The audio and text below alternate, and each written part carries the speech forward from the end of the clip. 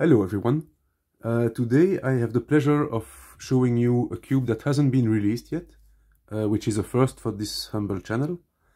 This is the version 2 of the GAN Monster Go Magnetic, and it is an upgrade. When I unboxed it, I felt that it was lighter, and I thought they had changed the design of the edges, and actually it isn't, and they haven't. But it still feels like a much better cube. And what I noticed quickly is that the center caps are different. So I was curious and I had a look. Check it out. So this is actually really great, because the one flaw of the first Monster Go was that it had this very basic tensioning system, which only gave you two options basically, and one of them was definitely too loose. So you could have the cube lock up or not perform properly, not because of the mechanism, but because you couldn't set it up to your preference.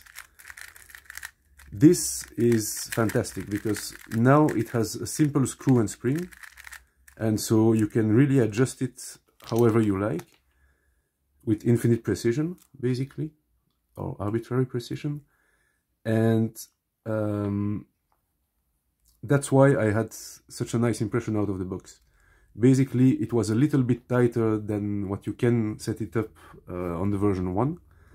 And because of that, it didn't catch as much during corner cuts. So it's a bit catchy on the reverse corner cuts because of the design of the edge pieces. But because these are proper tensions, because I was able to set them up correctly, it feels wonderful. I should say they were perfect already out of the box. I just tightened it a little bit more as a personal preference thing, but they were completely even and very good. And another thing that I noticed that really surprised me is that there is no spring noise whatsoever. I'm gonna shut up and get close to the microphone.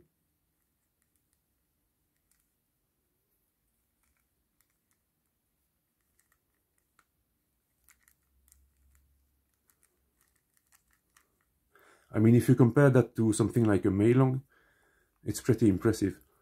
And I assumed when I noticed that they had some plastic washers maybe, or something like that.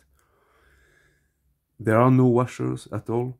There is no lube, it seems.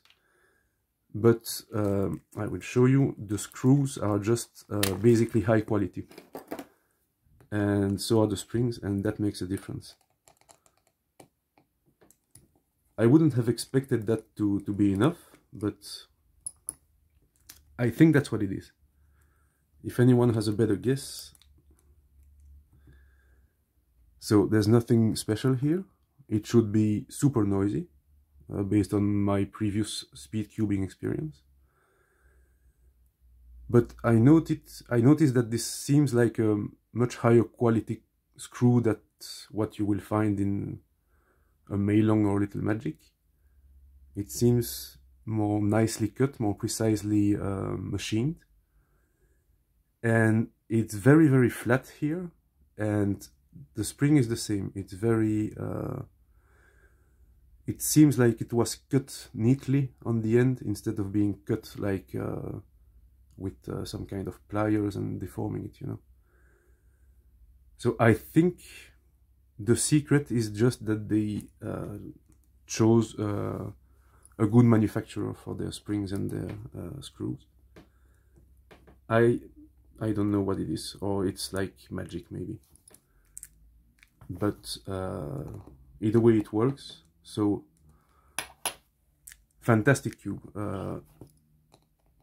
All the freedom and the customizability of a great tensioning system, without any of the nasty feeling of spring noise. And it's a nice little touch that there's a hexagon there, I think. So that's about all I can say. Oh yeah, the corners in the V1, I'm sorry, they had black plastic here, and now it's primary on the thing that holds the magnets in place. It's a small detail, but it's an improvement too, because it was kind of weird to have just a spot of black there. So it looks a little bit better. The center caps are easier to remove. You have screws instead of the very limited GES nuts that you had. Major upgrade in my opinion, and very much worth getting.